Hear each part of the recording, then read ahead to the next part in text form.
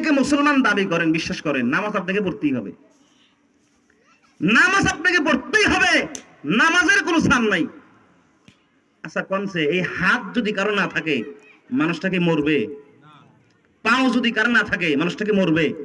রাস্তাঘাটে অনেকে দেখেন না, ঢাকা শহরে দেখবেন অলিতে গলিতে পড়ে আছে, দুইটা হাত নাই দুইটা পাও নাই, শুধু বডি নিয়ে ঘোরাঘুরি করে আর ভিক্ষা করে, আছে না নাই? সে কিন্তু মরে নাই, বেঁচে আছে। কিন্তু কোনোদিন কি দেখছেন যে কারো হাত পাও সব ঠিক আছে, খালি মাথাটা নাই, বেঁচে আছে? আছে? আমার রাসূল বলেন, বান্দারে একটু ভালো করে বোঝো, নামাজ, নামাজের পরে যত ইবাদত আছে সব হলো হাত পার মতো, ফরজ হলেও হাত পায়ের মতো, না থাকলে অন্তত মানুষটা বাঁচবে। নামাজ এমন বড় ইবাদত, মাথা না থাকলে যেমন মানুষ বাঁচে না, নামাজ না পড়লে ইসলামের মধ্যে তার কোনো নাম থাকে না। কথাটা বুঝছেন ভালো করে? সেই জন্য 1 নম্বর আল্লাহ বলেন, আমার জান্নাতুল ফেরদাউস যদি পেতে চাও তোমাকে 5 ওয়াক্ত নামাজ খুশু খুজুর সাথে পড়তে হবে। কিসের সাথে? খুশু খুজুর সাথে। খুশু হলো আল্লাহর ভয়, খুজু হলো বিনয়ের সাথে। আর আমরা যখন নামাজে দাঁড়াই, নামাজের মধ্যে গেলে দেখবেন অনেক মুসল্লি ঘড়ির দিকে তাকায়, আছে না নাই? অনেকে আবার পিছে তাকায়, দেখি কেউ আসতেছে। অনেকে আবার দাড়ি খেয়ে যায়, ওখানে হাত দেয় এখানে হাত দেয়। এই কথা ঠিক না বেঠিক?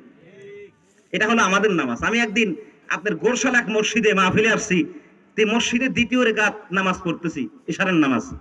তো ইমাম সাহেব দ্বিতীয় রাকাতে তেলাওয়াত করতেছে, আলহামদুলিল্লাহি রাব্বিল আলামিন আর রহমানির রহিম মালিকি ইয়াউমিদ্দিন ইয়াকা না'বুদু ওয়া ইয়াকা নাস্তাঈন ইহদিনাস সিরাতাল মুস্তাকিম সিরাতাল লাযীনা আন'আমতা আলাইহিম গায়রিল মাগদুবি আলাইহিম ওয়ালাদ-দাল্লিন। আমিন কোন? القارعة ما القارعة وما أدراك ما القارعة।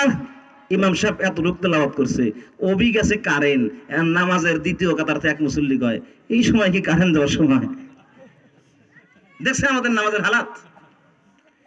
নামাজের মধ্যে কারেন্ট গেলেও আমরা কই এটা কি কারেন্ট দেওয়ার সময়? আল্লাহ বলেন, এরকম নামাজ না। আমাকে যদি তোমরা খুশি করতে চাও, আমার জান্নাতুল ফেরদাউস যদি পেতে চাও, নামাজের মধ্যে দাঁড়ায়া দুনিয়ার কোনো খেয়াল তোমার থাকা থাকবে না, নামাজের মধ্যে একমাত্র আমি আল্লাহর ভয়ে দাঁড়ায়া যাও। সুবহানাল্লাহ। কিন্তু আমাদের দুনিয়ার সব টেনশন এসে নামাজের মধ্যে জমা হয়, কথা ঠিক না বেঠি? তবে নামাজের মধ্যে মনোযোগ হওয়ার 3টা আমল আছে, বলবো? 1 নাম্বার, যখন নামাজের মধ্যে দাঁড়াবেন, হাদিসের মধ্যে আসছে, আকরাবু মা ইয়াকুনুল আবদু মির রাব্বিহি ওয়া হুয়া সাজিদ ফাআকসিরু ফীহি দুআ।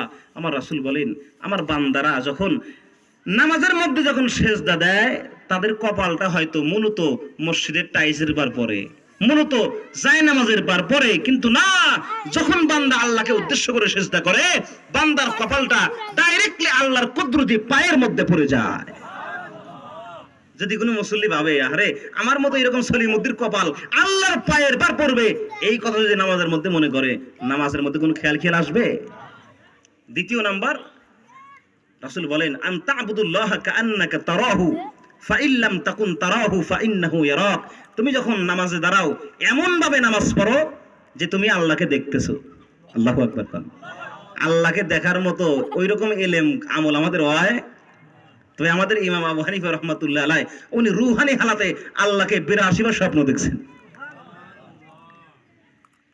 রাসূল বলেন, এটা যদি না হয়, নামাজের মধ্যে ভাবো যে আমি যে নামাজ পড়তেছি, আমার আল্লাহ আমাকে দেখতেছে। সুবহানাল্লাহ। এই যে আজকে ঠান্ডার মধ্যে, কুয়াশার মধ্যে এখানে আপনারা বসে আছেন, আল্লাহ মনে হয় দেখতেছে না নাকি? যে কুয়াশা পড়ছে রে বাবা, এর মধ্যে কি করে দেখবো? অনেকে প্রশ্ন করে, হুজুর আল্লাহ কোথায় আছে? আমি একটু আপনাদের প্রশ্ন করি, কোন সে আল্লাহ কোথায় আছে? আপনারা উত্তর দেন। অনেকে বলতেছে আল্লাহ সবার মধ্যে আছে, আল্লাহ সব জায়গায় আছে। আল্লাহ যে কোথায় আছে এই কথাটা আল্লাহ সূরাতুত তাহার মধ্যে আগেই বলছেন। সুবহানাল্লাহ। আল্লাহ বলেন, আমি কোথায় আছি? আর রহমানু আলাল আরশি ইস্তাওয়া, আমি আল্লাহ আমার আরশে আছি। সুবহানাল্লাহ। কিন্তু আল্লাহ আরশে থাকলেও আল্লাহ বলেন আমার যে দৃষ্টির পাওয়ার, আমার যে চোখের পাওয়ার, আমার যে ইলম, 7 সমুদ্রের তলেও যদি একটা ছোট্ট পোকাও যদি হেঁটে যায়, ওই পোকার পায়ের শব্দ এবং তাকে আমি আল্লাহ 7ম আসমান থেকে দেখি এবং শুনি। আল্লাহ সব জায়গায় নাই, আল্লাহ তার আরশে আছে, কিন্তু আল্লাহর দৃষ্টির বাইরে দুনিয়ার কোনো মানুষ চলতে পারে? এক বুজুর্গ, এক পীর সাপ মারা যাবে, তে খাদেমদেরকে ডাকতে বললেন যে আমি তো মরে যাবো, তে আমার খাদে আমার এই পীরের দায়িত্ব ওজনকে দিতে হবে, ঠিক কিনা কোন? তে উনি মনে মনে ভাবলেন যে কাকে দেওয়া যায়, 4 জন খাদেম, আমি যদি মানে নিজে মনে করি যদি আর একজনের দেই তাহলে 3 জন রাগ করবে, আমার একটু পরীক্ষা নেওয়া দরকার, দেখি আমলের দিক দিয়ে, ইখলাসের দিক দিয়ে দেখি কে বেশি উত্তম। তে পীর সাহেব করলেন কি, একদিন 4 জন মুরিদকে ডাক দিলেন, হ্যাঁ মুরিদ তোমরা এদিকে আসো, আমি তোমাদেরকে একটা পরীক্ষা করতে চাই। কি পরীক্ষা? 4 জনের হাতেই একটা করে মুরগি দিলেন আর একটা করে ছুরি দিলেন। ছুরি দিয়ে বললেন তোমরা 4 জন 4 জায়গায় যায় এই মুরগিটা জবাই করবা, কিন্তু একটা কথা কি, যেখানেই তোমরা যাও না কেন দুনিয়ার কোনো মানুষ যেন দেখতে না পায়, যদি কেউ দেখতে পায় তাহলে জবাই করবে না, আর যদি কেউ দেখতে পায় তাহলে কিন্তু হবে না, এমন জায়গায় জবাই করতে হবে যে দুনিয়ার কেউ যেন দেখতে না পায়। তে এক মুরিদ গেছে পাহাড়ের গুহার মধ্যে, ওখানে অন্ধকার, কোনো মানুষ নাই, জন নাই, ওখানে যায় জবাই করছে। আর এক মুরিদ গেছে জঙ্গলের মধ্যে, অদিম জঙ্গল, যেখানে মানুষের কোনো বসবাস নাই, ওখানে যায় জবাই করছে। আর একজন জবাই করছে একেবারে খুব গোপন কক্ষে, আপনার মাটির ভিতরে, কুয়ার ভিতরে, ওই রকম জায়গায় যা জবাই করছে। দেখা গেল 3 জন জবাই করলো আর একজন জবাই করে নাই। 4 জনই পীরের কাছে ফিরে আইছে। পীর ডাক দেখো, বাবারা তোমরা দেখি 3 জনই জবাই করলা আর একজন জবাই করে নাই, কারণ কি? 3 জন বললো হুজুর আমরা যে জবাই করছি দুনিয়ার কেউ আমাদের দেখে নাই। 4র্থ জনে বললেন তুমি তো জবাই করো নাই, কারণ কি? তোমাকে কেউ দেখছে? কয় পীর সাহেব আমি জঙ্গলের মধ্যে গেলাম তাও দেখি যে আমাকে দেখে, আমি পাহাড়ের গুহার মধ্যে গেলাম তাও দেখি আমাকে দেখে, আমি কুয়ার ভিতরে গেলাম তাও দেখে আমাকে দেখে। কে দেখে? মুরিদ ডাক দিয়ে বলেন পীর সাহেব রে, আমি মুরগি জবাই করার জন্য আমি জঙ্গলের মধ্যে গিয়েছিলাম, জঙ্গলের মধ্যে যায় দেখি দুনিয়ার সব মানুষ নিজের কর্মের মধ্যে ব্যস্ত আছে, জঙ্গলের মধ্যে কোনো মানুষ নাই, কোনো জনপদ নাই, কিন্তু আমাকে একজন তো আসমান থেকে দেখতে পাইতেছে। রাত্রির অন্ধকারে আমি গেলাম, দুনিয়ার কোনো মানুষ ওখানে নাই, কিন্তু একজন তো আমাকে দেখতে পায়। এই কথা শুনে পীর সাহেব বলেন মুরিদ রে, বুঝতে পেরেছি ঈমান আখলাকের দিকে, আমলের দিক দিয়ে সবচেয়ে উত্তম হলো তুমি। সুবহানাল্লাহ। কারণ তোমার মধ্যে আল্লাহর ভয় এসে গেছে যে আমি যেখানেই যাই না কেন আমার আল্লাহ আমাকে দেখতেছে। সুবহানাল্লাহ জোরে জোরে কর। হ্যাঁ মুরিদ, আমার পীরের দায়িত্ব আমি তোমার কাছেই দিয়ে গেলাম। আল্লাহু আকবার বলে। তে বান্দা যেখানেই থাকুক না কেন দুনিয়ার কোনো মানুষ না দেখতে পেলেও আল্লাহ দেখে কিনা বলেন? একদিন এক ব্যক্তি ছেলেকে নিয়ে চুরি করার জন্য গেছে। ছেলেকে বলছে বাবা আমি তো আজকে এই ঘরের মধ্যে শিং কেটে ঢুকবো, চুরি করবো, তোমাকে বাইরে দাঁড় করাইলাম, যখনই কোনো মানুষের আসার শব্দ পাইবা আমাকে একটা শব্দ করো, আমি সতর্ক হব, বের হব। সন্তানকে পাহারাদার হিসেবে রেখে বাবা গেছে চুরি করতে ঘরের মধ্যে। তো এই কিছুক্ষণ পরেই সন্তান একটা শব্দ করছে, বাবা তো সঙ্গে সঙ্গে ঘর থেকে বাহিরে আসছে, কয় বাবা কোনো মানুষ দেখা গেছে? এখন কয় কো মানুষ তো নাই, তুমি যে টু দিলা শব্দ করলা, কো ডাইনে কোনো মানুষ নাই, বামে নাই, কিচ্ছু নাই, শব্দ করলা কেন? সন্তানের মুখে কোনো জবাব নাই।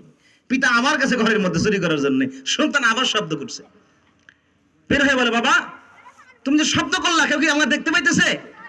কই কোনো মানুষ নাই, কিচ্ছু নাই, রেখে ঘরের মধ্যে আবার কাছে চুরি করার জন্য। সন্তান আবার শব্দ করছে, আল্লাহু আকবার জোরে কর। এবার বাবা ঘরের ভিতর থেকে রাগান্বিত অবস্থায় বের হয়ে সন্তানকে একটা থাপুর লাগাই দিয়েছে, এই তোমাকে রাখলাম পাহারা দেওয়ার জন্য আর তুমি বারবার খালি শব্দ করো, সতর্কবাণী শোনাও যে মানুষ আসছে, কই কোনো মানুষ নাই, কিচ্ছু নাই তো। ছোট্ট সন্তান বাবার থাপুর খেয়ে চোখ দিয়ে গড়গড় করে পানি ফেলে আর বলে বাবা গো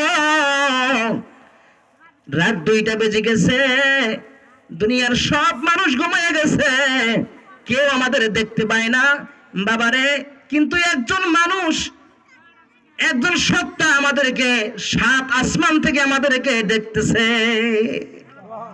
বাবা দুনিয়ার সব মানুষ যদি রাত 1-2টার সময় যদি ঘুমায় যাইতে পারে, আমার আল্লাহ কোন সময়ের জন্য ঘুমান না। আমার আল্লাহ সব সময় আমার বান্দাদের দিকে আল্লাহ তাকায়া থাকে। বাবা সন্তানের মুখে এই কথা শুনে সন্তানকে বুকের মধ্যে জড়ায় ধরে বললেন, বাবারে তুমি ছোট্ট সন্তানের মাথায় এত বড় বুদ্ধি এসেছে যা আমি বাবার মধ্যে নাই।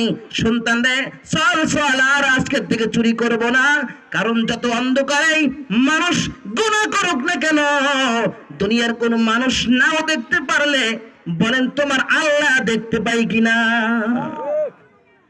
যত গোপনেই বান্দা গুনাহ করুক না কেন, দুনিয়ার কেউ দেখতে না পেলেও আমার আল্লাহ সব সময়ের জন্য দেখতে। সেই জন্য সাবধান, গোপনে গুনাহ করবেন, দুনিয়ার কোনো মানুষ দেখে না, আল্লাহ ঠিকই দেখে। কারণ আল্লাহর কি ঘুম আছে?